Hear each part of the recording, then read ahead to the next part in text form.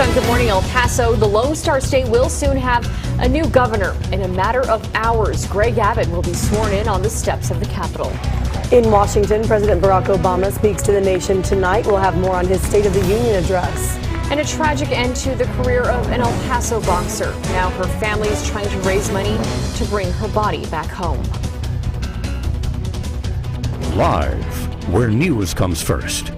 From the Mesilla Valley and Las Cruces to El Paso and the borderland. This is ABC7's Good Morning El Paso. In just a few hours, Rick Perry will be out of office and Greg Abbott will be sworn in as the new governor of the Lone Star State. Welcome to Good Morning El Paso, everyone. Thanks for joining us. I'm Hillary Floren. And I'm Stephanie Valle. Good morning, everyone. It's Tuesday. It's just after 6 o'clock this morning. Hillary is back and you're fighting through this Such a good 3-day weekend that I sound bad, but I feel fine. Yeah, and you look great, of course. Thank you. So let's hear about some warm weather, hopefully, Crystal, so we can stay well. Yeah, you know what? Today the forecast looks very good, but tomorrow we do start to see the changes moving back in. Today we're looking at a high that's almost the exact same as yesterday in some areas. 70 was the high yesterday in El Paso, 69 in Las Cruces, and 68 in Alamogordo, all the way up to 57 the high in Rito. So I'll tell you what, I was there this weekend. You could feel those temperatures into the 50s and nearly 60s. Those conditions today will remain the same because not much is changing. We still have a very flat ridge over us of warm air directing from west to east. Tomorrow we start to see those changes as that ridge weekends. Our temperatures this morning, we are at 40 in El Paso. It feels like 34 outside. Las Cruces, you're at 35, although it feels like 30. So some chillier conditions as you move into the Doña Ana County area, but otherwise not a bad start to the morning. And as we mentioned, a warm afternoon with plenty of sun. We'll look at how high we go today and also talk about those changes hitting Wednesday into your Thursday coming up. Okay, Crystal, thank you. And now an update on last night's breaking news. 2 teenage boys are now safe at home after being trapped inside a cave. This happened at McKelligan Canyon. Residents who live in that area told us they heard loud bangs. The fire department tells ABC7 all of that noise was part of the mission to rescue those teens. No major injuries were reported. Well, now, Texas' longest-serving governor, Rick Perry, is not only going to be in office for only a few hours longer, Republican Greg Abbott is preparing to take the oath of office to take his place. And Good Morning El Paso's Andrew J. Polk is live to continue our coverage. Andrew. Yeah, good morning, Hillary and Stephanie. Perry has been in office since the end of the year 2000, and Abbott taking over the governor's mansion will be the start of a new political era in Texas.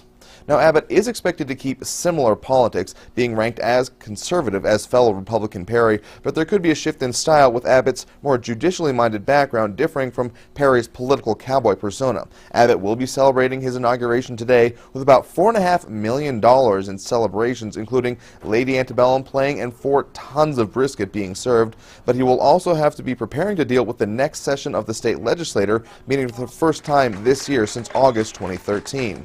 So on the horizon are a number of issues, including a controversial Texas Senate rules change to likely tweak chamber rules to remove Democrats' ability to block certain bills and lower the requirements of the 2/3 rule to bring bills forward in that chamber. Also coming up are possible fixes to the state's school finance system and, of course, Abbott's promise to support an open carry bill for handguns in Texas for concealed carry license holders.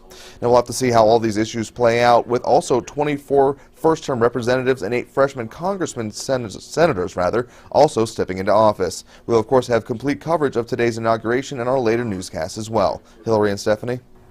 Thanks, Andrew. Sticking with politics, President Obama will deliver his State of the Union speech tonight. The president will enjoy the benefit of a high approval rating, higher anyway. Half the people responding to a Washington Post ABC News poll said they approve of the job Obama's doing. That 50% approval rating is the best Obama has had since the spring of 2013 after he was reelected. The poll shows Americans are slightly more optimistic now about the nation's economy. Jury selection begins today in the Aurora movie theater massacre, which happened 2.5 years ago. James Holmes is accused of killing 12 people and injuring 70 others during a showing of The Dark Knight Rises. In a pretrial court document, Holmes' attorneys admitted he was the shooter, but that he was in the midst of a psychotic episode. 250 potential jurors will be in court today to answer questionnaires. The jury selection process to find 12 jurors and 12 alternates is expected to take months. An El Paso boxer's career has been cut short after she and her husband were murdered in Wichita. Now her family is trying to raise money to get her body back home to El Paso. We're talking about 22-year-old Lucero Rodriguez. She was found shot to death last week at her apartment along with her husband, Manuel Alvarado Meraz. Her twin brother, Manuel's twin brother, Luis, has been arrested now, charged with both killings. Rodriguez left El Paso in 2011 to pursue her boxing career. We spoke to a teacher who knew her. I saw her grow up in the gym, and to hear about the news that happened to her, you know, it was heartbreaking because she was a young little girl in the gym, and then she grew up to be a very, very beautiful young woman. To help the family, go to GoFundMe.com, search for Bring Lucero Home. The cost of transporting her body back to El Paso for burial is $7,000. A Fort Bliss soldier accused of beating his one-year-old son to death has been sentenced now to 8 years in prison in a plea deal. Sergeant First Class Crispin Hansen was scheduled to go to trial this week for murder. An autopsy determined his son Malachi died of blunt force trauma. Hansen also faced 2 counts of injury to a child for alleged incidents prior to his son's death in 2012. Last Friday, Hansen pleaded guilty to those charges, and the murder charges were dropped. We're still following the deadly motorcycle crash that happened in Las Cruces on Sunday. This was at the intersection of Crawford Boulevard and Frontage Road. Police there ask anyone who may have witnessed the crash to call them. Detectives are trying to figure out why 68-year-old John Sullivan crashed his bike into a truck.